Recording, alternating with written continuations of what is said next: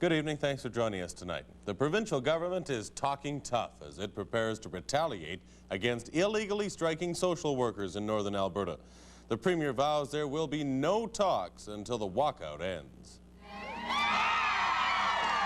Across the northern half of the province, managers in various social services departments stepped in to cover for the striking workers.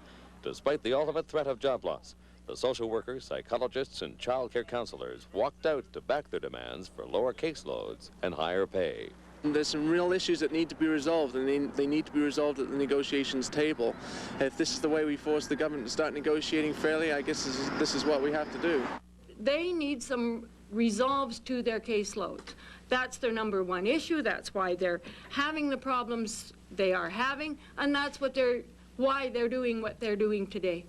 On all picket lines, social workers gave testimonials to back up their concern about having too many caseloads to handle. All your energy goes into just this job, and that would be fine for some people maybe if you could actually feel that you were doing a good job. The frustration is that you have given everything you've got and it's never enough.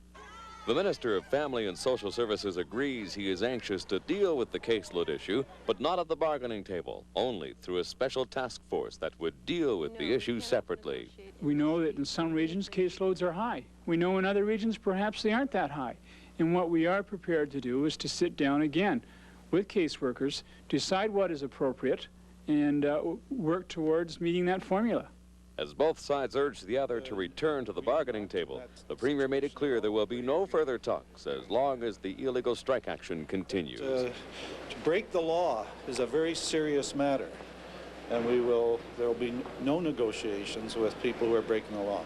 Despite threats of loss of pay, reprimand, fines, suspension, and dismissal, the strike will escalate Wednesday as social workers in Calgary and the rest of southern Alberta join the walkout, which will then severely cripple services across the province.